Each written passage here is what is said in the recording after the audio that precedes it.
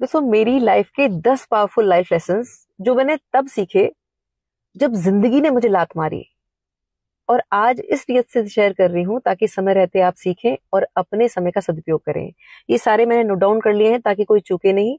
सबसे पहला और अहम है कि जो पैसा है वो भगवान नहीं है, पर कलयुग का कड़वा सत्य ये भी है कि भगवान से कम भी नहीं है। इस बात को समझ लें कि बुरे वक्त में जो साथ आएगा, जो काम आएगा, वो है भगवान में अटूट विश्वास और यही पैसा। इसलिए स्किल्स पे काम करते रहें, स्मार्ट इन्वेस्टमेंट्स और सेविंग्स के बारे में सीखते रहें। दूसरा, ये जो आपके सो कॉल्ड फ्रेंड्स हैं जिनके साथ आप हार्ट और ये जो वी इमोजीज बना के और कैप्शन लिख रहे हैं फ्रेंड्स फॉर एवर, ये बुरे वक्त में काम नहीं आएंगे, इनकी कॉल्स नहीं उठेंगे। बुरे वक्त में काम आएगा ध्यान, एकांत और भगवान। इसलिए अपना संबंध इन तीनों से प्रगाढ़ करें, बुरे वक्त में यही आपको बनाएगा। अगर इनके सो कॉल्ड फ्रेंड्स के भरोसे रहे तो आपको अपनी, जो कहते हैं ना, इंसानियत से भी आपको नफरत हो जाएगी। इस बात का ध्यान रखें। तीसरा है कि उधार बहुत सोच समझ के दें। मानवता, उधारी दो अलग विषय हैं। मैंने बहुत बड़ी जिंदगी की मूर्खता करी कि अपनी सारी सेविंग्स उठाकर इमोशनल होके दे दी, और मुझसे कमिटमेंट दी गई थी कि 6 महीने के अंदर मेरा पैसा आ जाएगा। अब समय ये है कि 3 साल हो गए हैं, मेरे मैसेज को सीन किया जाता है, रिप्लाई नहीं मिलता है, कॉल्स करती हूँ तो इग्नोर कर दिया जाता है, और मेरे सारे वीडियोस देखे जाते हैं। अगर मेरे स्टेटस डलते हैं तो वो सारे देखे जाते हैं, लेकिन रिप्लाई नहीं है, नियत में देना नहीं है। इसलिए उतना दें जिसे देकर आप भूल सकते हैं, वरना आपको रिश्तों से नफरत हो जाएगी। उसके बाद है कि नंबर 4 है कि रिश्तों को खुश करने के लिए नहीं, भगवान को खुश करने के लिए जिए।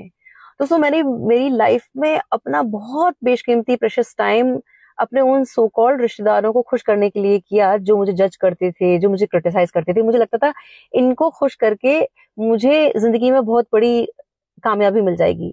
पर जब मैंने श्रीमद् भगवत गीता की टीचिंग को फॉलो करना शुरू किया और भगवान को प्रसन्न करने का प्रयास रखा, तब कहानी उल्टी हो गई। फिर ये मेरे रिश्तेदार ये चाहने लगे कि इनके बच्चों की काउंसलिंग मैं करूं, और अब वो अपने बच्चों को ताना देते हैं कि दीप्ति से कुछ सीखो। लेकिन इन दोगले जो रिश्तेदार हैं उनके लिए एक शेर पढ़ना चाहूंगी कि मेरे बारे में कोई राय मत रखना, मेरा वक्त बदलेगा और आपकी राय बदल जाएगी।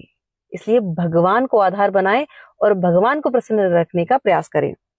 उसके बाद है, ये यूथ के लिए है, नंबर 5, कि स्पेसिफिक पर्सन को नहीं, अपने पैशन को फॉलो करें। इस बात को समझें कि जो आप प्यार की भीख मांग रहे हैं और पीछे भाग रहे हैं, उससे आपको धुतकार मिलेगी। लेकिन आप अगर अपने पैशन को फॉलो करेंगे तो संसार से आपको प्रेम मिलेगा। इस अंतर को समझें। उसके बाद है नंबर 6, लक। हर व्यक्ति की जिंदगी में लक आता है, लेकिन लक काम कैसे करता है इसे समझना है।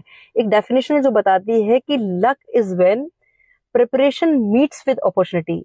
जब हम अवसर, जब हम अपनी तैयारी को अवसर से जोड़ते हैं, तब लक बनता है। इसलिए हमें निरंतर अपनी स्किल्स पे काम करना होगा, तब जब वो मौका मिलेगा वो हमें लकी बनाएगा। इसके बाद है नंबर 7, सही समय का वेट नहीं करें, इसी समय को सही बनाएं। जो लोग भगवान के भरोसे बैठते हैं वो भाग्य को दोष देते रहते हैं, लेकिन जो भगवान में विश्वास करके आगे बढ़ते हैं, कामयाबी वही पाते हैं। उसके बाद है नंबर 8 कि अपनी कमियों पे काम करते रहें। दोस्तों, मैंने अपनी जिंदगी में बहुत बड़ी बेवकूफी दी थी। चाइल्डहुड जो मेरा टाइम था स्कूलिंग वाला, उसमें मेरी इंग्लिश बहुत वीक थी, तो इंग्लिश पर काम करने के बजाय मैंने उसको पूरी तरह से इग्नोर किया। पर बाद में मुझे समझ में आया कि लैंग्वेज एक बहुत बड़ी पावर है, और हमें इंग्लिश लोगों को इम्प्रेस करने के लिए नहीं, अपनी शक्ति के रूप में यूज करना है। ये हमें नेशनल नहीं, इंटरनेशनल लेवल का प्लेटफॉर्म देती है, क्योंकि ये ग्लोबल लैंग्वेज है। इसीलिए अपनी कमियों से सीखें और आगे बढ़ें। उसके बाद है 9th, अपने अपमान का बदला प्रतिशोध से नहीं, अपनी सफलता से दें, और सफलता को यहां नहीं, यहां रखें। जितनी बड़ी आपको सफलता मिले, उतने ही सौम्य और सरल होके मानवता को सर्व करें। एक शेर याद रखें कि शोहरत की बुलंदी भी पल भर का तमाशा है, जिस डाल पे बैठे हो वो टूट भी सकती है। इसीलिए हम्बल रहें, विनम्र रहें। उसके बाद अंतिम और अहम नंबर 10, जीत की तैयारी रखें। मतलब आपका पासपोर्ट अगर रिन्यू होना है, आपका रिज्यूमे बनना है, प्रोफाइल बनना है, वो सब कुछ पहले से तैयारी रखें।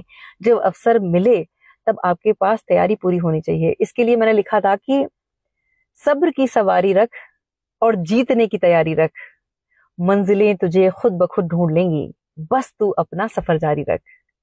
सीखते रहें, आगे बढ़ते रहें, ईश्वर को अपने जीवन का आधार बनाएं। बहुत बहुत आभार, नमस्कार, जय श्री राम।